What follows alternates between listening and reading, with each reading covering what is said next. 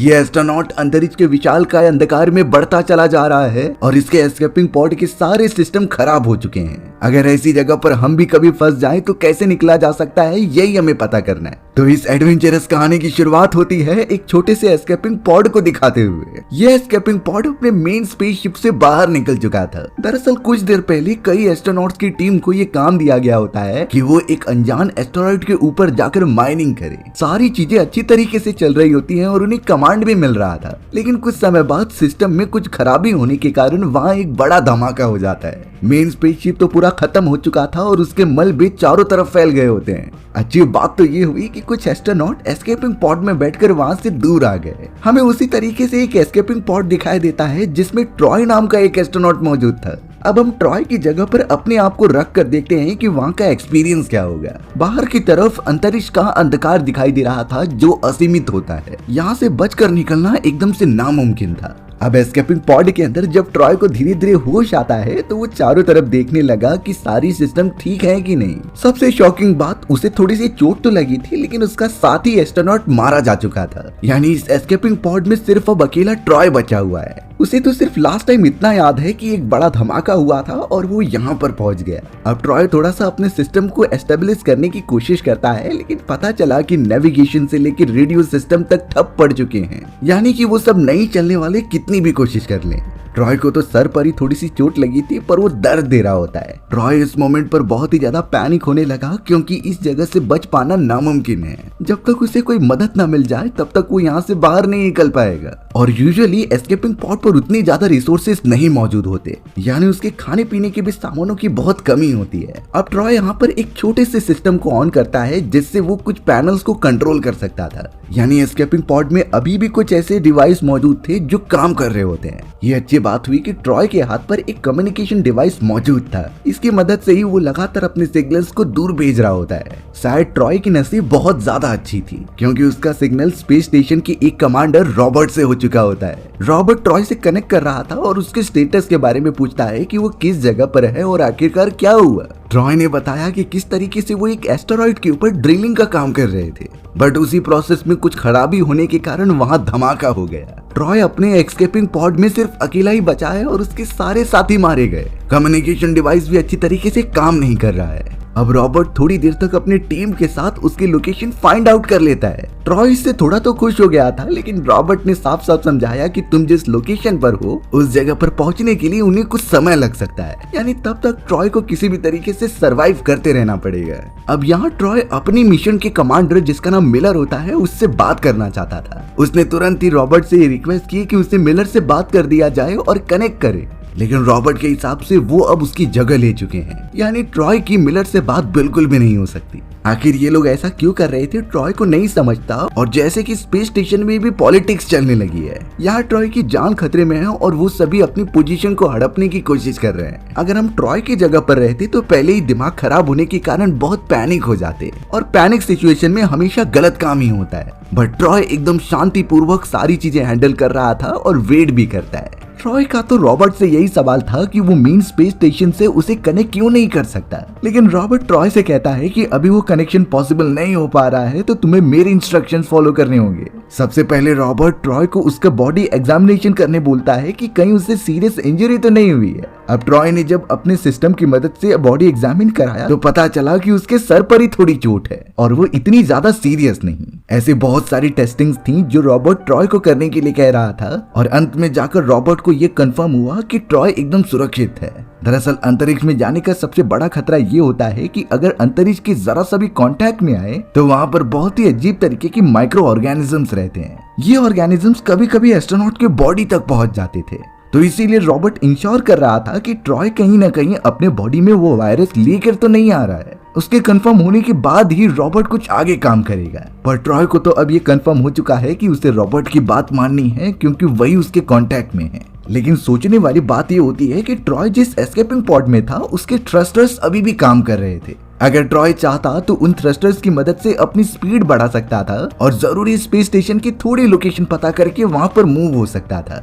लेकिन यहाँ पर ट्रॉय पूरा भरोसा रॉबर्ट के ऊपर कर रहा है और ये सोचता है कि वो उसकी मदद करेगा यहाँ से निकलने में। यानी कि ट्रॉय के बचने के चांसेस बहुत कम लग रहे हैं। रॉबर्ट ट्रॉय को एक खुशखबरी देता है कि उनकी रेस्क्यू टीम तुरंत ही 1 घंटे के अंदर उसके पास पहुंच जाएगी, पर तब तक उसे खुद को संभाले रखना है। एक अच्छी बात हुई तो बुरी बात भी सामने आ जाती है। ट्रॉय को अंदाजा लग जाता है कि उसका एस्केपिंग पॉड सन के क्लोज जा रहा है और अब सन की बहुत सारी रेडिएशंस उसके ऊपर पड़ने लगी थी। तुरंत ही एस्केपिंग पॉड के अंदर का तापमान इतना ज्यादा बढ़ने लगा होता है कि वो कंट्रोल भी नहीं कर पा रहा था, और अगर ऐसा चलता रहा तो ट्रॉय उसी तरीके से जलकर मर जाएगा। पूरा एस्केपिंग पॉड ही डिस्ट्रॉय हो सकता था। एस्केपिंग पॉड का कूलिंग सिस्टम भी खराब हो चुका होता है और कई सारे सिस्टम की तो सर्किट बोर्ड ही उड़ गए थे।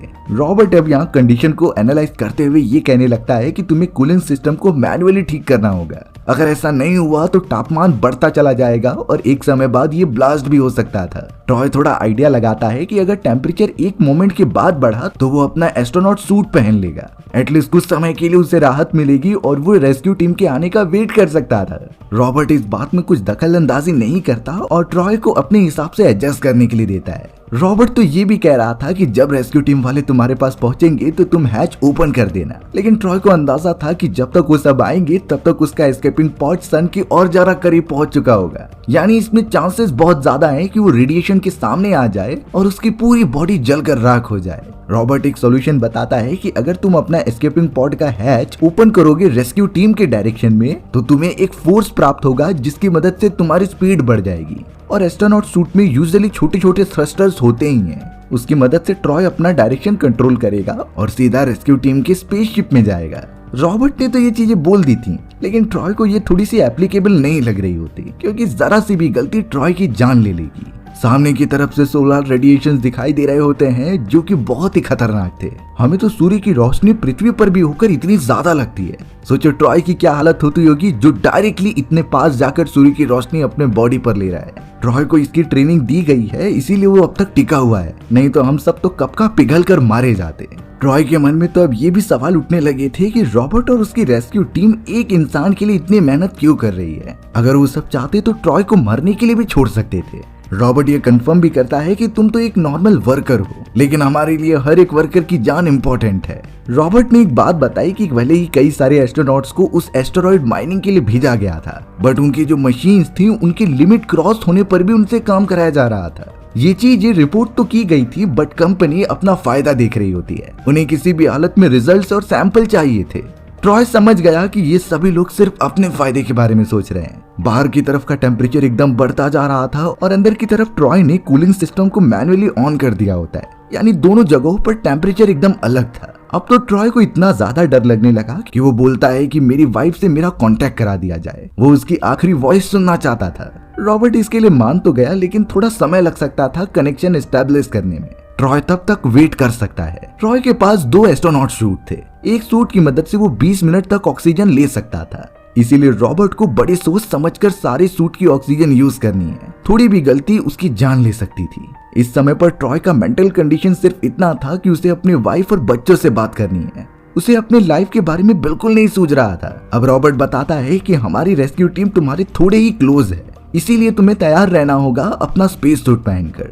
ट्रॉय के पास सब कुछ तो रेडी था, बट अचानक जब वो ग्लास की तरफ देखता है तो पता चला कि वो टूट रहा है। उसके बीच में तो क्रैक्स आने लगे हैं। जैसे ही रॉबर्ट को ये बात पता चली तो वो कहने लगा कि ये 2 अलग अलग टेम्परेचर्स की वजह से हो रहा है। इस एस्केपिंग पॉड को सिर्फ लो टेम्परेचर सर्वाइव करने के लिए बनाया गया था, यानी कि अब ट्रॉय को मैन्युअली चालू किया गया कूलिंग सिस्टम बंद करना होगा, जिससे ये क्रैक और बड़ा होना बंद हो सके। एक बार वो ग्लासेस टूट गए तो ट्रॉय का बचना नामुमकिन है। सब कुछ एक ही बार में ब्लास्ट हो जाएगा।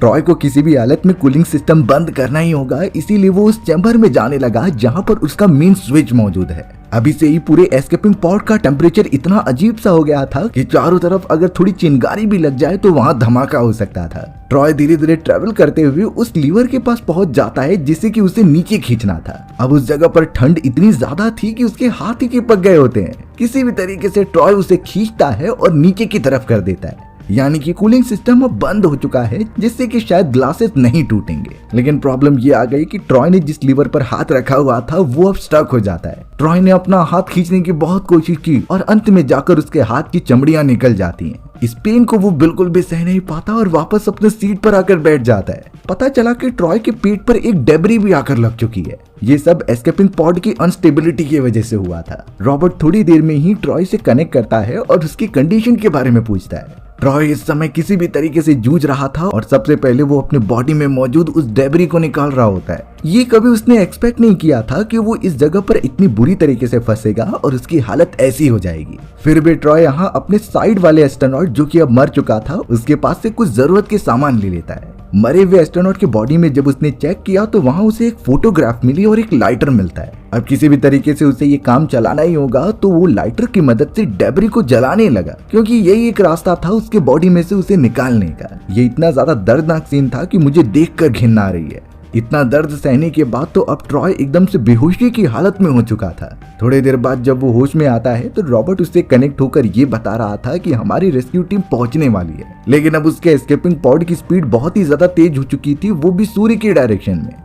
इतनी अनस्टेबिलिटी उसने अपनी जिंदगी के मिशन में कभी नहीं देखी। ऐसा लग रहा था कि वो सूर्य की ग्रेविटी की वजह से खींचा चला जा रहा है उसकी तरफ। अब तो ये बिल्कुल भी नहीं सोचा जा सकता कि कोई ट्रॉय को बचा पाएगा। ट्रॉय तो बहुत ज्यादा गर्मी की वजह से मारा जाने वाला है। लेकिन यहाँ रॉबर्ट अब जाकर एक उसे सच्चाई बता रहा था कि तुम जिस कमांडर के बारे में बोल रहे हो, यानी कि कमांडर मिलर, वो बहुत पहले धमाके के अंदर मारे जा चुके हैं। अब रॉबर्ट ने ये बात ट्रॉय को पहले इसीलिए नहीं बताई क्योंकि वो होप हार जाएगा। उसके अंदर जिंदा रहने की बिल्कुल भी काबिलियत नहीं रह पाएगी, क्योंकि मिलर उसका गॉडफादर था। इतने समय से मिलर के ही नक्शे कदम पर ट्रॉय चल रहा था, लेकिन ट्रॉय का देखकर यही लग रहा था कि वो एकदम उदास हो चुका है। ट्रॉय आखिरी बार कह रहा था कि मुझे अपनी वाइफ से और अपने बेटे से बात करा दो, क्योंकि अब तो उसका एस्केपिंग पॉड बहुत ही तेजी से नीचे घूमते हुए सूर्य की तरफ जा रहा था। ट्रॉय अब एयरलॉक सिस्टम की तरफ गया ताकि वो उसे ओपन करके सब एक ही बार में खत्म कर दे, लेकिन एस्केपिंग पॉड की स्पिनिंग अपने आप ही एक डेब्री से टकराने पर रुक जाती है, यानी कि शायद ट्रॉय के पास अभी भी चांस है। रॉबर्ट लगातार यही कहता है कि सिर्फ 10 मिनट हमारी रेस्क्यू टीम तुम्हारे पास पहुंच रही है, तब तक तुम कनेक्शन बिल्कुल भी तोड़ना मत। इस मोमेंट पर तो अगर कोई भी रहता तो वो ट्रॉय की तरह ही हार मान जाता, क्योंकि आसपास उन्हें कुछ नहीं दिखाई दे रहा होता और सामने बड़ा सा सूर्य अपनी रोशनी से उन्हें मारने के लिए तैयार था। ट्रॉय के पास वेट करने के अलावा और कोई भी ऑप्शन नहीं बचता। उसके पास सिर्फ कुछ ही मिनट है, क्योंकि वो सूट भी लिमिटेड अमाउंट ऑफ टाइम के लिए ऑक्सीजन प्रोवाइड कर सकता है। अब सिचुएशन सबसे ज्यादा वर्स करने के लिए पता चला कि एक डेब्री का छोटा टुकड़ा सीधा उसके एस्केपिंग पॉड से लगता है और उसके अंदर छेद हो गया था। छेद की वजह से अंदर का प्रेशर एकदम कम होने लगा, यानी अब कुछ समय के अंदर वो छेद बड़ा होकर पूरी तरीके से ब्लास्ट कर देगा। ट्रॉय ने जल्द से जल्द स्पेस सूट निकाले और उसे पहन लिया, क्योंकि उसे लग रहा था कि किसी भी मोमेंट पर यहाँ से बाहर निकलना जरूरी हो सकता है। अगर वो इस एस्केपिंग पॉड में रहेगा तो धमाके में खुद ही मारा जाएगा। लेकिन रॉबर्ट उसे फिर से गाइड कर रहा था कि हमारी रेस्क्यू टीम आने वाली है, तुम बिल्कुल बाहर मत निकलना। रॉबर्ट ने पावर बचाने के लिए पूरे एस्केपिंग पॉड की लाइट्स बंद कर दी थी और अपने स्पेस सूट की लाइट ऑन की, क्योंकि उसे पता था कि हर यूनिट की इलेक्ट्रिसिटी यहाँ इम्पोर्टेंट है। एक तो पहले से ही कोई डिवाइस काम नहीं कर रहे हैं और ऊपर से वो एनर्जी ही नहीं रखेगा, और ऊपर से अगर वो एनर्जी ही नहीं रखेगा तो बात नहीं बन पाएगी। रॉबर्ट तो सिस्टम को एनालाइज करके ये बताता है कि तुम्हारे लाइफ सपोर्ट सिस्टम में काफी ज्यादा एनर्जी है, लेकिन ऑक्सीजन की मात्रा बहुत ही कम हो चुकी है। कैलकुलेटेड रेट ट्रॉय के पास सिर्फ 15% ऑक्सीजन बची थी। अब इस सिचुएशन में क्या करना चाहिए, क्योंकि वो दोनों तरफ से फंसेगा, तो इसीलिए ट्रॉय ने डिसाइड किया कि उसे खुद ही बाहर जाकर उस छेद को बंद करना होगा ताकि ये प्रेशर स्टेबलाइज हो सके। बट सबसे खतरनाक चीज तो बाहर ही मौजूद थी। सूर्य की इतनी खतरनाक रेडिएशन अगर उसके बॉडी पर पड़ गई तो उसका बचना नामुमकिन है, और अगर गलती से वो स्पेस में कहीं गुम हो गया तो कोई बचाने वाला भी नहीं। यही रीजन था कि अब ट्रॉय ने अपना प्लान भी कैंसिल कर दिया और वो एस्केपिंग पॉड में ही रुककर अपने मौत का इंतजार करेगा। हमें दिखाया गया कि एस्केपिंग पॉड धीरे धीरे सूर्य की ऑर्बिट में जा रहा है। उसका टेम्परेचर तो अब दुगना हो चुका था। ये सारी फीलिंग ट्रॉय को हो रही होती है, जो उसके बॉडी को अंदर से गर्म कर दे रही थी। पता नहीं वो इसे सह पाएगा कि नहीं, क्योंकि हम में से किसी को भी ये सहने की हिम्मत नहीं है। ट्रॉय को सिर्फ आखिरी बार अपने बेटे और अपनी वाइफ से बात करनी थी। वो उन्हें सॉरी बोलना चाहता था, क्योंकि उसने प्रॉमिस किया होता है कि वो वापस लौट कर आएगा, बट अब उसके पास कोई भी ऑप्शन नहीं होता। ट्रॉय तो अब फ्रस्ट्रेट होकर रॉबर्ट को कहने लगा कि तुम सब मेरी एक जान बचाने के पीछे क्यों पड़े हो। ट्रॉय के तो बचने के भी चांसेस अब बहुत कम है, लेकिन वो उसके वजह से इतने सारे क्रू मेंबर्स की जान खतरे में क्यों डाल रहे। तब रॉबर्ट बताता है कि हमें किसी भी हालत में तुम्हें बचाना है, क्योंकि अगर तुम बच गए तो ड्रिलिंग कंपनी जो उस पूरे प्रोसेस को संभालती थी उसके ऊपर जो केस होगा उससे तुम एक सबूत बन जाओगे। यानी वो एस्ट्रोनॉमिकल कंपनी ट्रॉय को इसीलिए बचाना चाहती थी ताकि वो एक गवाह की तरह उसे पेश कर सके। इससे वो कंपनी बंद भी नहीं होगी और उसके ऊपर कार्यवाही भी खत्म हो जाएगी। ट्रॉय जब ये सच्चाई सुनता है तो वो चौंक गया, क्योंकि ये लोग उसे अपने फायदे के लिए बचा रहे हैं, ना कि इंसानियत के तौर पर। ट्रॉय को थोड़ा सा बुरा लगता है, बट रॉबर्ट उसे समझाने लगी कि बाकी सब ऐसा भले ही बोले, लेकिन वो उसे सच में बचाना चाहता है। सिर्फ ट्रॉय को अब थोड़ी देर तक वेट करना है जब तक उनकी रेस्क्यू टीम पास नहीं पहुंच जाती। लेकिन यहाँ ट्रॉय अब बहुत ज्यादा इमोशनल हो चुका था और एंडिंग मोमेंट पर अपने फैमिली को ही याद करता है। उसने तो रॉबर्ट को अपने दिल की बात बताई कि कैसे जब उसका बेटा 7 साल का था तो उसने ये स्पेस मिशन करना स्टार्ट किया। वो बहुत ही ज्यादा खुश था और हर बार जब वो अपने फैमिली से दूर जाता तो ये प्रॉमिस करता कि वापस वो जरूर आएगा। लेकिन इस बार शायद वो अपना प्रॉमिस कभी नहीं पूरा कर सके। उसे अपने फैमिली मेंबर से माफी मांगनी थी। ट्रॉय तो बहुत ज्यादा रोने लगा। इस पर रॉबर्ट अपनी भी कहानी बताता है। उसने कहा कि जब वो एस्ट्रोनॉमिकल मिशन कर रहा था तो पृथ्वी पर उसकी बेटी मारी गई कैंसर की वजह से। रॉबर्ट इतना ज्यादा बदनसीब था कि वो अपनी बेटी के फ्यूनरल में भी नहीं जा पाया। इसकी वजह से उसकी वाइफ भी छोड़कर उसे हमेशा के लिए चली गई। यानी कि ट्रॉय और रॉबर्ट की कहानी एकदम सेम टू सेम है। वो सब भी अपनी फैमिली का सेक्रीफाइस करके ये एस्ट्रोनॉमिकल मिशन कर रहे हैं। अब तो ट्रॉय का एस्केपिंग पॉड सूर्य की किरणों से इतना पास आ चुका था कि उसकी स्पीड तो बढ़ती है बट उसका टेम्परेचर स्पेस सूट के अंदर तक जाने लगा था। यानी कि थोड़ी देर के अंदर ट्रॉय की बॉडी भी जलने लग जाएगी। रॉबर्ट तो ट्रॉय को हिम्मत देता है कि तुम हार मत मानो। फिर भी ट्रॉय अपनी आंखें बंद करके सिर्फ अपनी फैमिली के बारे में सोचता है। अब अचानक ट्रॉय ने देखा कि उसके साइड में जो एस्ट्रोनॉट है उसके पास अलग टाइप के ग्लव्स मौजूद है। वो तुरंत ही उन ग्लव्स को निकालता है और इससे उसे एक अच्छा कॉन्फिडेंस मिलने लगा। ट्रॉय के हाथ जले हुए थे तो उसने तुरंत ही ग्लव्स को पहन लिया और ऐसा करने पर ट्रॉय तुरंत डिसाइड करता है कि वो जाकर उस छेद को बंद करेगा, क्योंकि कुछ समय के लिए एस्केपिंग पॉड का डायरेक्शन एक ही तरफ था। तो ट्रॉय पीछे की तरफ से जाकर उस होल को बंद कर सकता है। तुरंत ही उसने अपना सूट पहना और बाहर चला गया और ये अभी से उसे फील हो रहा होता है। फिर भी वो उस छोटे से छेद को भरने लगा। रॉबर्ट वार्निंग देता है कि तुम जल्द से जल्द अंदर चले जाओ, नहीं तो तुम्हारी जान जा सकती है। कई छोटे छोटे एस्टेरॉइड अभी भी एस्केपिंग पॉड से टकरा रहे थे। ट्रॉय ने वो छेद तो भर दिया होता है लेकिन अब उसे बेहोशी की हालत होने लगी। ऑक्सीजन कम होने के कारण वो इमरजेंसी चैम्बर में जाता है और सीधा स्पेसशिप के अंदर पहुंचता है। अब तो ट्रॉय जब उन किरणों की तरफ देख रहा था तो उसकी बॉडी पर जलने के निशान आते हैं। यानी वो मोमेंट आ चुका है जब उसकी पूरी बॉडी जलकर राख हो जाएगी। शायद अब तक तो ट्रॉय के बॉडी में सूर्य की सोलर रेडिएशन बहुत ही बुरी तरीके से तबाही मचा चुके थे।